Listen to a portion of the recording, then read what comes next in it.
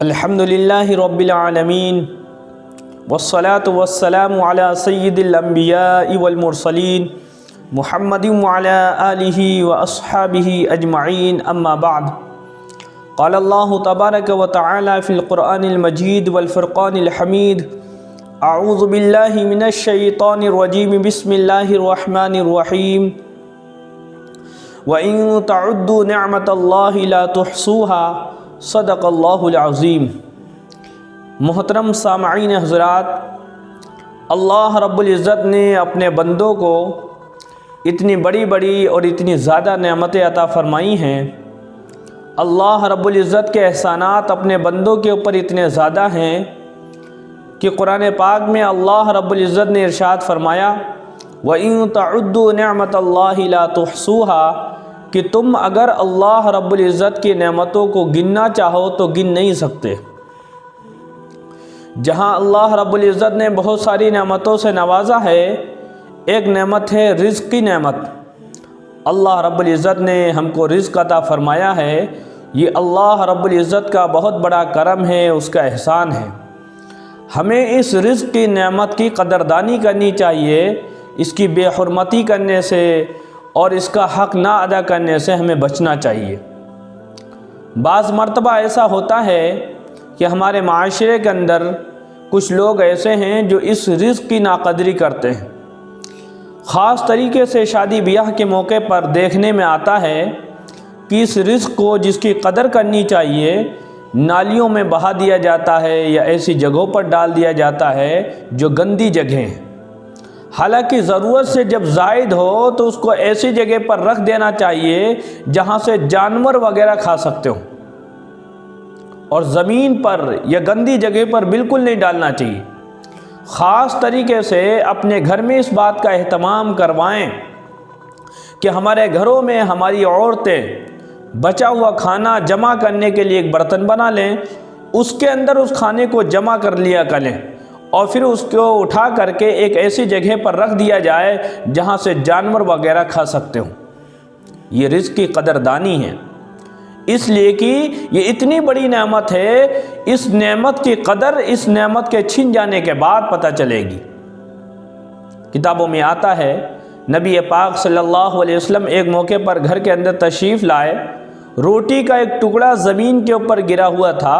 اللہ کے نبی علیہ الصلاۃ نے اس کو اٹھا کر صاف کر کے کھا لیا، اور امی عائشہ رضی اللہ عنہا سے ارشاد فرمایا کہ عائشہ عزت دار چیز کی عزت کرو، اللہ تعالیٰ جب کسی قوم کا رزق چھین لیتے ہیں تو انہیں واپس نہیں دیتے۔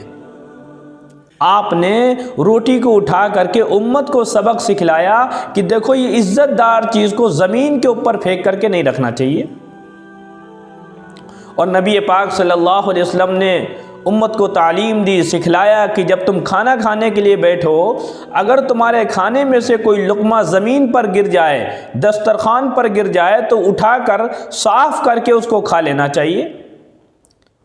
اور فرمایا کہ نبی پاک صلی اللہ علیہ وسلم نے جب کھانے کا لقمہ زمین پر گر جائے تو اس کو اٹھا کر کھا لیں، اس کو شیطان کے لیے نہ چھوڑیں، اس لیے کہ تم جانتے نہیں ہو تمہارے رزق میں کس جگہ اللہ تعالیٰ نے برکت رکھی ہے۔ اور فرمایا کہ جب جس برتن میں تم کھا رہے ہو جب کھا چکو تو پیالے کو صاف کر کے انگلیوں کو چاٹ کر کے اور پیالے کو بھی صاف کر لینا چاہیے۔ بعض روایت کے اندر آتا ہے جب انسان پیالے کو چاٹ کر کے صاف کر دیتا ہے تو وہ پیالہ جو ہے کھانے والے کے لیے اللہ تعالیٰ سے دعائیں کرتا ہے۔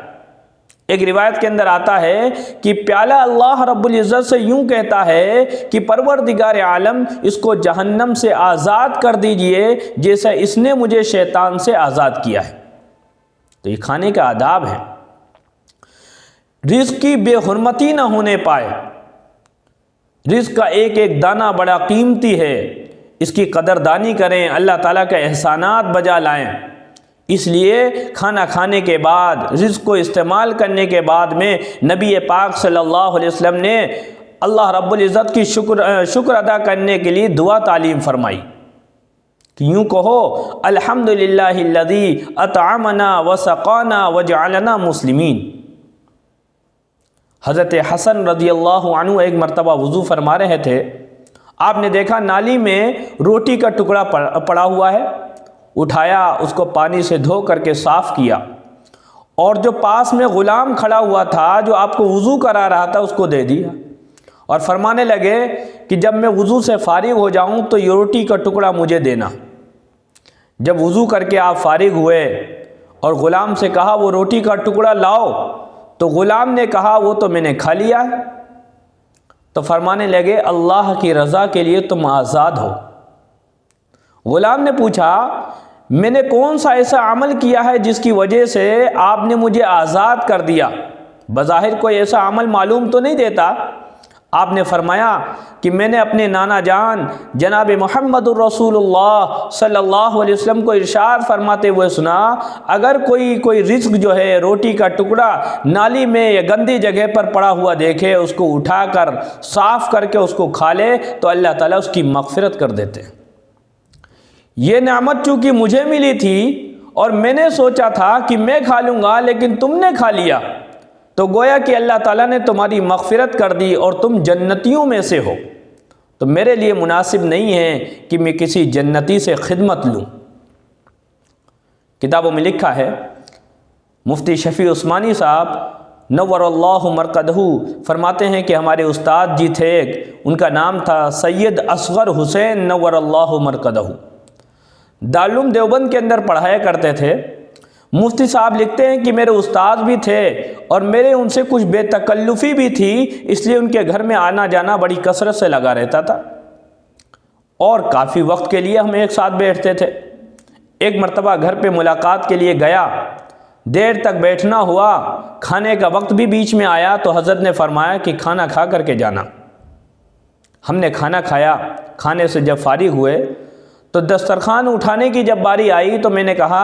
استاد جی دسترخوان میں جھاڑ دیتا ہوں، اٹھا لیتا ہوں اور جھاڑ کر کے آ جاؤں گا۔ تو فرمانے لگے وہ تو ٹھیک ہے لیکن تم یہ بتاؤ تمہیں دسترخوان جھاڑنا آتا بھی ہے یا نہیں آتا ہے؟ فرمانے لگے دسترخوان جھاڑنا کون سا یہ فن ہے، ہنر ہے، اس کو سیکھنا پڑتا ہو۔ تو استاد جی نے فرمایا کہ دیکھو ہمارے یہاں دسترخوان جھاڑنے کا ایک طریقہ ہے، اور پھر اس کو بیان فرمایا کہ دیکھو ہم دسترخوان کو اس طرح سے جھاڑتے ہیں کہ دسترخوان پر جو گوشت کی بوٹیاں ہوتی ہیں ان کو الگ برتن میں جمع کرتے ہیں، پھر ہڈیوں کو الگ برتن میں جمع کیا جاتا ہے،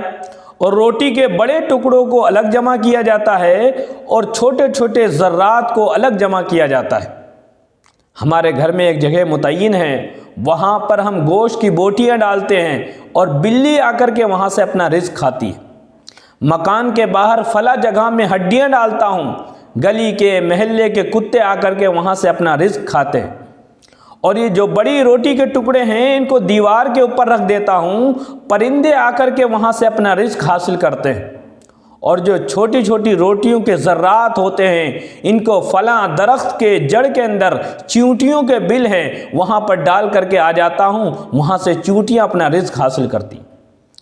تو گویا کہ اللہ رب العزت کی رزق کی اتنی قدردانی ہے کہ اس کا رزق کا ایک ایک دانہ، ایک ایک ذرہ ضائع نہ ہونے پائے، ہمارے استعمال سے زائد ہے تو کم از کم دوسری مخلوق کا رزق بنے۔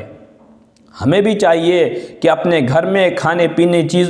پینے کی چیزوں کا یہ اہتمام کریں، جب ہمارے استعمال سے زائد ہو جائیں تو کہیں ایسی جگہ پر رکھنے کا اہتمام کریں جہاں سے جانور وغیرہ اپنا رزق حاصل کر سکے۔ اس طرح سے اگر رزق کی قدردانی کریں گے تو یقیناً اللہ رب العزت آپ کو آپ کے رزق میں برکت عطا فرمائیں گے اور بھی بہت ساری نعمتوں سے نوازیں گے۔